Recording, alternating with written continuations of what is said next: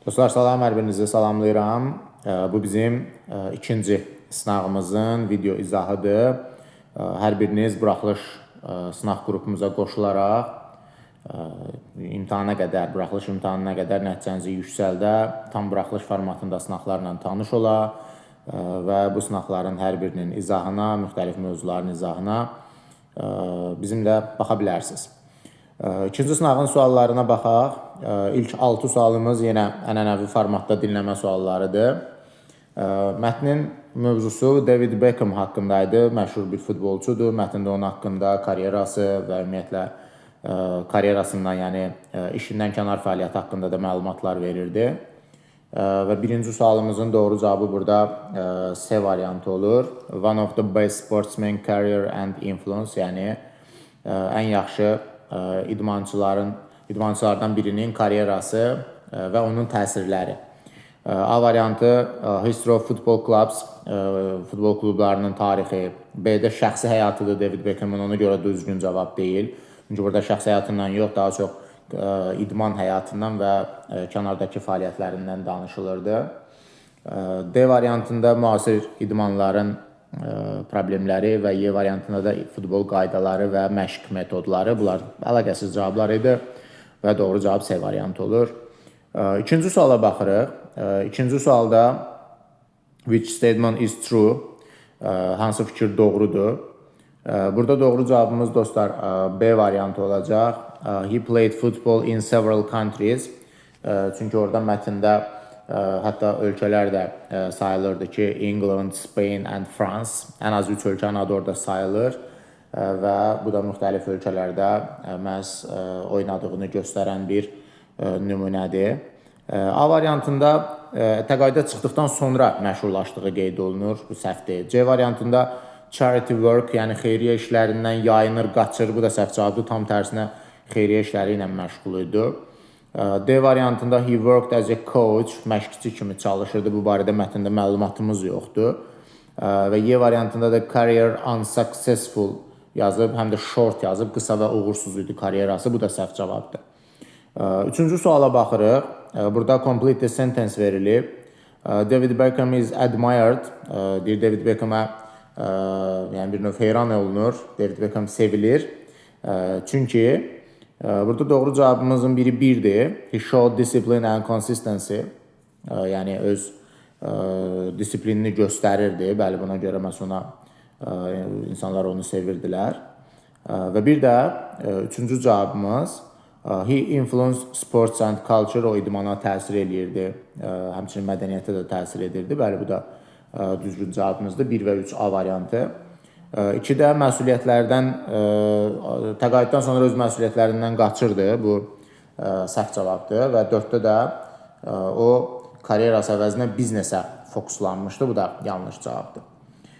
Gəlirik 4-cü suala. Dostlar, 4-cü sualda bizdən bir sual verilib bizə. What is Beckham known for besides football? Yəni Beckham futbol ilə yanaşı nə üçün məşhur idi? Burada əlbəttə ki, onun kənar fəaliyyətlərini qeyd etməmiz lazım idi ki, buradakı cavab beyond football, Beckham is known for his action in charity projects and global events şəklində olmalıdır. Yəni, həm charity projects xeyriyyə proyektlərində, həm də global events və qlobal tədbirlərdə iştirakına görə o məşhur idi. Növbəti sual 5-ci sualdır. Burada Beckham has worked with international organization. Beckham beynəlxalq şirkətlərlə işləyib və davamında to support children's education and health care olmalıydı. Yəni, uşaqların təhsili və sağlamlığını dəstəkləmək üçün to support children's education and health care. Və sonuncu dinləmə sualımız 6-cı sualdır ki, burada dırnaq içərisində passing sözü verib və bizdən passing sözünə aid bir sifət yazmağımız tələb olunur ki, doğru cavabımız məhz accurate sözüdür. Accurate dəqiq deməkdir və doğru cavabdır. Gəlirik qrammatik suallara. 7-ci sualla davam edirik. Burada bir uzlaşma testi görürük. By the manager. Burada by bizim zaman mövzusunda keçmiş, bitmiş və gələcək bitmişin zaman zərflərinin içərisində qarşımıza çıxır. Amma şagirdlərin burada səhv elədiyi əsas məsələlərdən biri odur ki, şagirdlər bayı görən kimi birinci tərəfə past perfect və future perfect yazırlar. Yəni ikinci cavab past perfect və beşinci cavab future perfect yazırlar. Amma cavab səhv çıxır. Çünki bay olan nümunələrdə dostlar birinci tərəfdə bax, yəni bu birinci nöqtələrin yerinə simple zamanlar qeyd olunur. Və bu testin doğru cavabı dostlar, bir cavabımız 3-dür, bir cavabımız da 4-dür. Diqqət edirsə 3-ün də 4-ün də birinci tərəfi simple zamanlardır. 3-də past simple'dır, 4-də present simple'dır. Və əgər past simple işlənirsə, davamında past perfect işlənir. Present simple işlənirsə, davamında future perfect işlənir. Ona görə 3-ü doğru cavab kimi götürürük. Arrived past simple, davamında had finished past perfect. Və 4-ü götürürük cavab. Arrives present simple, davamında will have finished future perfect. Yəni by gördüyünüz nümunədə birinci tərəflərə, yəni by'ın olduğu tərəfə belə deyək, simple'ları yazın. Digər tərəfə isə həmin zamana uyğun perfect zamanları. Burada doğru cavabımız C variantı 3 və 4 olur. Gəlirik 8-ci suala. Burada bizdən passive voice, yəni məchul növdə olan cümlələr istənir. Məchul növün qaydası, düsturu bizə bir to be lazımdır bildiyiniz kimi və bir dənə də verb 3 lazımdır. Yəni qaydasız feildirsə kökdə dəyişən 3-cü forma, qaydalı feildirsə ed ilə olan forma. A variantında are var, yəni to be var, amma verb 3 yoxdur. B variantı bizim düzgün cavabımızdır. Həm have been, to be var, həm də sold, verb 3 də var. Həm to be, həm verb 3 varsa deməli elə doğru cavab budur. C variantında to be yoxdur. D variantında da to be yoxdur. Y variantında isə dostlar was sold şəklində bir to be üstəgəl verb 3 var. Amma tickets cəmdə olduğuna görə biz ondan was yox, məhz v işlətməliydik. Ona görə bu variantımız da yanlışdır. Gəldik 9-cu suala. 9-cu sualda birinci tərəfdə manager sözü, ikinci tərəfdə də project sözü. Hər iki söz dostlar sayılan tək isimdir. Və sayılan tək ismin qabağı artiklsız qala bilməz. Ona görə həm Y variantını, həm C variantını, yəni boşluq olan variantları silirik. Daha sonra manager sözü samit səslə başladığına görə D variantındakı əni də silirik. Çünki olsa e-manager ola bilər də, ən manager ola bilməz. Qaldıq A ilə B-nin arasında. Və dostlar, belə bir məsələ var. Əgər bir isim bizim üçün qeyri-müəyyəndirsə, bəlli deyilsə, biz orada an artiklından istifadə edirik. Yox, əgər müəyyəndirsə, haqqında məlumatımız varsa və yaxud da haqqında bir neçə dəfə danışmışıqsa, bu halda Z artiklından istifadə edirik. Və diqqət edirsinizsə, burada manager sözündən sonra bir who was responsible for project var. Yəni, proyekt üçün məsul olan manager. Yəni, burada əgər nəzərinizdə qalsın, ismin sonrasında o ismi izah edən hər hansısa bir əlavə cümlə verilirsə, bu halda həmin isim konkret olmalıdır. Yəni, onun qarşısında Z artikl olmalıdır və məhz buna görə də 9-cu sualın cavabı B variantı olur. 10-cu sual söz önü sualıdır. Burada birinci tərəfdə bir reach feili var, hansı ki reach feili özündən sonra söz önünü qəbul etməyən feillərdən biridir. Ona görə bizim cavabımız ya C variantıdır, ya da D variantıdır. Yəni, birinci tərəfi boşluq olan iki variantımız bunlar var. Və morning ifadəsi ilə də bilirik ki, in the morning olur və bu halda da doğru cavabımız məhz C variantı olur. Amma dostlar, bu morning məsələsində ümumiyyətlə zaman nümunələrində hər zaman diqqətli olun. Çünki şagirdlər in the morning-i əzbərləyirlər və beyinlərində ancaq in the morning var kimi fikir qalır. Amma məsələn biz after the morning də deyə bilərik, before the morning də deyə bilərik, till the morning ifadəsi də işlədə bilərik. Yəni in the morning sadəcə səhərdə, yəni loridə desə anlamını verir. Amma əvvəl, sonra, qədər bu tip nümunələrdə biz yenə də fərqli söz önlərdən istifadə edə bilərik. Amma əsas odur ki, on və ətdən istifadə etmirik. Gəlirik 11-ci suala, complete the sentence. Complete the sentence-də əsas şərtimiz o idi ki, köməkçi feillər mübtədanın qarşısına keçməsin. Yuxarıdakı cümlə əgər keçmiş zamandadırsa, budaq cümlədə, aşağıdakı variantdakı cümlədə keçmiş zaman olsun və when və what time-dan sonra bitmiş zamanlar işlənməsin. Tipli qaydalarımız var. Diqqət eləyək. A variantında was keçib meetingin qarşısına, səhvdir. C variantında will keçib meetingin qarşısına, səhvdir. Və D variantında da is keçib meetingin qarşısına. Bunlar səhv cavabdır. B və Y variantları qalır. Və Y variantında da diqqət edirsə yuxarıda ask var. 3 dənə feilimiz var qaydamızdakı. Ask, want to know və wonder. Bu feillərdən sonra zət bağlayıcısı işləmir. Yəni Y variantına diqqət edirsə zət var. Və bu variantı da silirik. Doğru cavab 11-ci sualda məhz B variantı olur. Və sonuncu 12-ci sual bu səhifədə. Bu kompleks objekt, yəni mürəkkəb tamamlıq testidir. Birinci feilimiz want feilidir. Və want feili bu il təzə əlavə olunan qaydamızda da növbəti 3-cü sınağımızda buna aid testim var. Orada görəcəksiniz bunu. Özündən sonra to-lu feil tələb eləyir. Yəni A variantını, C variantını və B variantını silirik. D və Y variantları qalır. Yəni want-a görə növbəti feili to ilə yazırıq. Cavab ya D-dir ya Y-dir. Yəni to make olan variant. To make-dan da sonra him gəlib. Him tamamlıqdır və bu artıq mürəkkəb tamamlıq mövzusuna çevrilir. Mürəkkəb tamamlıqda make bizim birinci qrup feillərimizdən biridir. Və birinci qrup feil özündən sonra sadə, heç nəsiz, to, ing olmadan bir feil tələb edir. Və ona görə də doğru cavabımız məhz burada Y variantı olur. Çünki D variantında gördüyünüz kimi make-dən sonra ing işlənib və bu səhv cavabdır. Növbəti 13-cü sualımızla. 13-cü sualda diqqət edirsinizsə burada iki şeyə biz artıq diqqət eləməliyik. Bir zən var, zən müqayisə dərəcəsidir və burada müqayisə dərəcəsində olan bizim 3 cavabımız var. Elə sol tərəfdəki A, C, Y variantları müqayisə dərəcəsidir. D variantı üstünlükdür deyə bunu silirik. Y variantında da Z article işlənib və hələ də more confidently zərfdir, ly var sonunda və zərfin ümumiyyətlə olduğu yerdə biz Z article-ını ümumiyyətlə işlətmirik. B və D variantlarını ixtisar edə bilərik, amma A, C, Y qalır. Daha sonra ikinci şeyi burada diqqət eləməlisiniz ki, nöqtələr sifətə mi aiddir, yoxsa zərfə mi aiddir? Çünki variantlara diqqət edirsə, A və C variantları sifətdir. Y variantının sonunda confidently ly var, bu zərfdir. Yəni biz sifət mi yazmalıyıq, yoxsa zərf mi yazmalıyıq? Və nöqtələrin speak feilindən sonra gəldiyini nəzərə alsaq, ki, feildən sonra biz zərf işlətməliyik, ona görə doğru cavabımız məhz Y variantı olur. Gəlirik 14-cü suala. Bu, mübtəda xəbər uzlaşmasına aid bir sualdır. Birinci cümlədə and bağlayıcısı var. And olan yerdə xəbər cəmdə olmalıdır. Burada isə is təkdədir, bir səhvdir. 2-də apostrof S var. Apostrof S olanda biz apostrof S-dən sonraki sözə, yəni novels sözünə baxırıq. Xəbər isə izdir, təkdədir. Bu da səhv cavabdır. 3-də the number of ifadəsi var. Əgər bir yerdə the number of ifadəsi varsa, xəbər təkdə olmalıdır və məhz burada da has tək xəbərdir. 3 düzgün cavabdır. 4. Oflu birləşmələrdə ofdan əvvələ baxırıq. Ofdan əvvəl one var. Bu, tək xəbər tələb edən nümunələrdən biridir. Və xəbərimiz də works.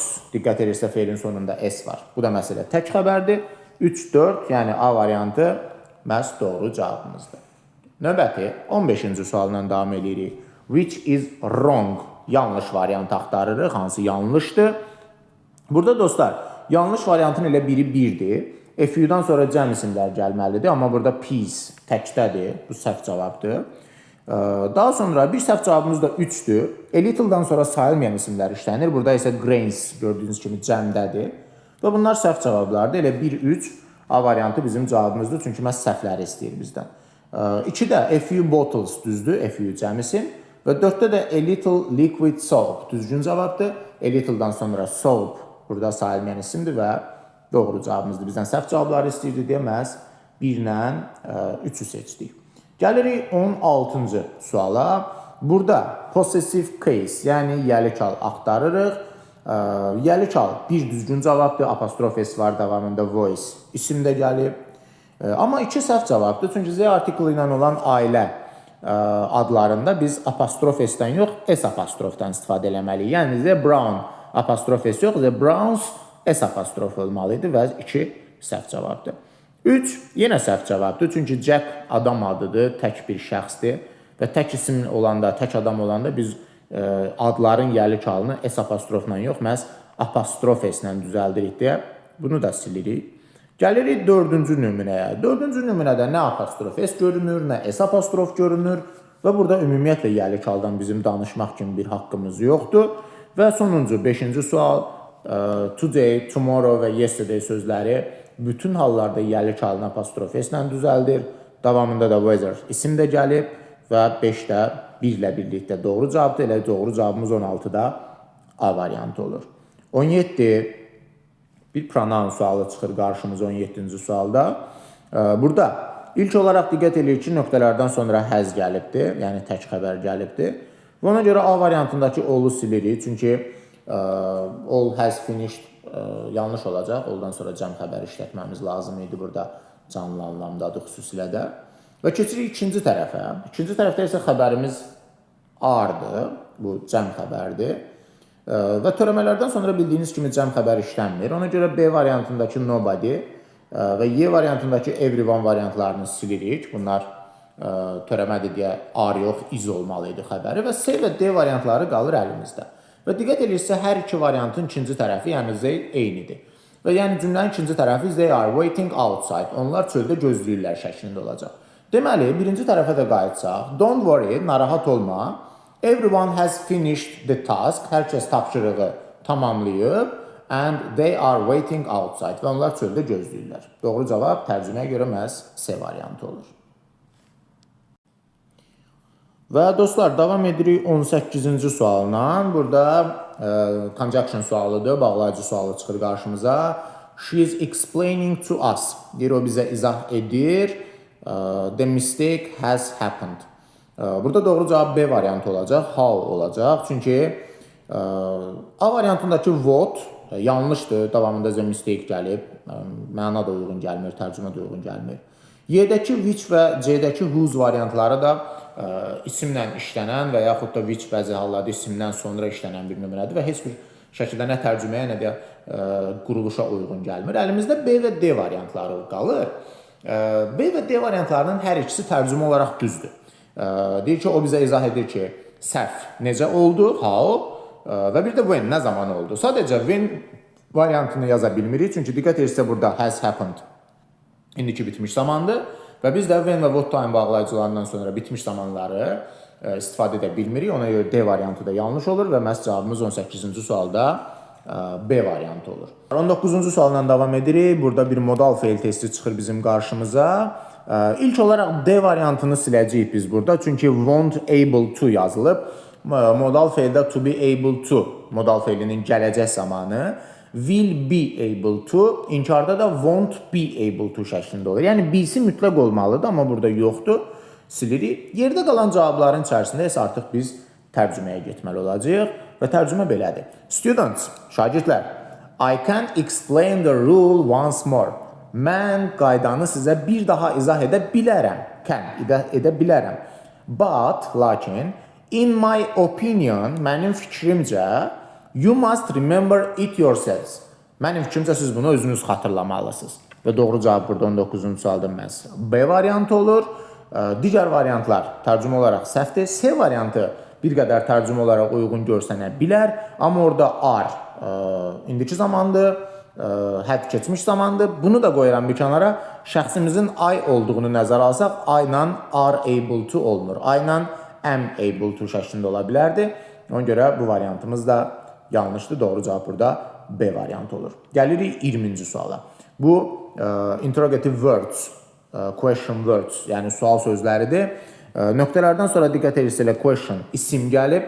İsim olanda biz təyinin suallarından istifadə eləməliyik. Variantdaşların hamısı təyinin suallarıdır. Amma ilk olaraq 5-i silirik. Çünki what kind deyə bir nümunə yoxdur. What kind of var. Ona görə 5 səhvdir. Daha sonra dostlar, burada növbəti siləcəyimiz variant birinci və üçüncü variantlar olacaq. Çünki how many və how much isimlə işlənə bilir. Amma onların şərti var. How many-dən sonra cəm isim gəlməlidir ki, question burada cəmdə deyil. Və how much-dan da sonra sayılmayan isim gəlməlidir. Question heç sayılmayan da deyil. Question sayılan tək isimdir. Ona görə birinci variantda, üçüncü variantda səhv cavabdır. Və doğru cavab 2-4-dür, yəni Y variantıdır. Which question hansı sual? What question yenə hansı sualdır? What-u biz bu funksiyasını bəzən unuduruq, amma what which-in sinonimidir. Düzdür, onların arasında məna fərqi var. Which adətən seçim olduqda, what isə ümumi anlamda soruşulur. Amma yenə də burada bizə elə bir məhdudiyyət qoyulmayıb deyə həm 2-ni, həm də 4-ü seçə biləcəyik. Doğru cavab Y variantıdır. 21-ci suala baxırıq. Bu definition sualıdır. Sözlərin mənasına görə cavabları tapmalıyıq. Və burada doğru cavab görək. Unexpected. Unexpected gözlənilməzdir. Burada doğru cavabımız B variantı olur. Not planned. Yəni planlaşdırılmamış. 2 entertaining əyləncəlidir. Buna A uyğun gəlir. Making people laugh or smile, yəni insanları güldürmək anlamında. Və nervous əsəbidir, narahatdır. Burada da doğru cavab C variantı olur. Feeling worried or stressed, yəni stresli və yaxud da narahat hiss etmək. Və ona uyğun doğru cavabımız məhz C variantı olur. Dostlar, 23-cü sualla davam edək. Mən burası bu conditional'ın qaydasını belə ümumi qayda formasında yazdım ki, rahat görəsiniz. Burada 4 dənə ehtimal var dostlar. Birinci ehtimal if'dən sonra present simple, ardınca yenə present simple. İkinci ehtimal if'dən sonra present simple, digər halda future simple ehtimalıdır. Üçüncü ehtimal if'dən sonra past simple gəlir. Davamında would üstəgəl verb 1 gəlir. Yəni future in the past işlənir. Və dördüncü ehtimalda da if'dən sonra past perfect gəlir. Yəni keçmiş bitmiş zaman gəlir. Davamında would have üstəgəl verb 3 strukturu gəlir. Yəni keçmişə nəzərən gələcək bitmiş zamandır. Siz sadəcə struktur olaraq əzbərləyin. Zamanın adını əzbərləsəz daha çətinə salmış ola bilərsiniz özünüzü. Bax, bu 4 dənə ilə bir düsturu əzbərləsək belə deyək. İstənilən boşluğu rahat bir şəkildə if-lə olan hallarda doldura bilərik. Və cümləyə diqqət eləsəz, if-dən sonra if ay nöqtələrdir. Davamında would finish verilib. Bax, biz diqqət elərsək would-u buradakı situasiyada görürük. Bax, altından xətt çəkdiyim hissədə would verb 1 situasiyasını görürsünüz. Burada da yuxarıda would finishdir. Çatışmayan nümunə past simple-dır. Ona görə də 22-ci sualda bizim doğru cavabımız məhz A variantı olacaq. Davam edirik reading sualları ilə. 23-cü sual mətn haqqındadır. Burada qeyd olunan mətn metro haqqında bir mətn idi. Yaranması və sonrakı dəyişimləri və bugünkü gündəki əhəmiyyəti. Və buna uyğun cavabımız burada 23-də məhz B variantıdır. History and necessity of metro systems, yəni metro sistemlərinin tarixi və əhəmiyyəti. A variantında şəhərlərin çirklənməsi problemləri, C variantında müxtəlif növ nəqliyyat növləri, yəni D variantında müasir şəhərlərdə həyat və Y variantında dəmir yol qəzaları. Yəni bunlar əlaqəsiz cavablar idi. Doğru cavab məhz burada B variantı olacaq. 24-cü sualda bizdən true, yəni düzgün variantı seçməyimizi istəyir. Burada doğru cavabımız dostlar C variantıdır ki, metro systems help decrease traffic problems. Yəni metro sistemləri trafik tıxac problemlərini azaltmağa kömək edir. A variantında ilk metro 20-ci əsrdə görünüb, amma bu 19 idi mətndə. B variantında metros were created for tourism, yəni metrolar turizm üçün yaradılıb, amma xeyr, burada məqsəd əsasən tıxacların və insan çoxluğunun qarşısını almaq idi. D variantında only small cities have metros, only bizim yenə ipucu cavablarımızdan biridir. Həm də burada məna da yanlışdır onsuz da ki, yalnız kiçik şəhərlərin metrosu var, bu da səhvdir. Və Y variantında da metros use outdated technology being safer. Burada outdated sözüdür bizim səhv cavabımız. Çünki outdated bir növ çağ dışı deməkdir, yəni keçmiş, qədim, köhnə mənasındadır. Amma mətndə biz texnologiyanın istifadəsində əsasən müasir texnologiyanı görürük və doğru cavabımız ona görə 24-cü sualda məhz C variantı olur. Növbəti 25-ci suala baxırıq. Burada bizdən correct answer, düzgün cavab istəyir. Və sual budur ki, why did cities start building metro systems? Nəyə görə şəhərlər metro sistemləri qurmağa, düzəltməyə başladılar? Və burada doğru cavabımız A variantıdır ki, diminish street congestion and save time. Yəni küçə sıxlığının və küçə sıxlığını azaltmaq və vaxtı qorumaq üçün. Bəli, doğru cavabımız A variantıdır. B variantında replaced buses completely, avtobusları tamamilə əvəz eləmək, belə bir fikir yoxdur mətndə. To increase pollution, çirklənməni artırmaq.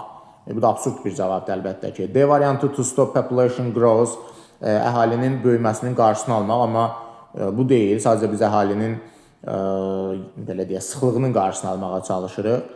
Və Y variantı improve road quality, yol keyfiyyətini artırmaq.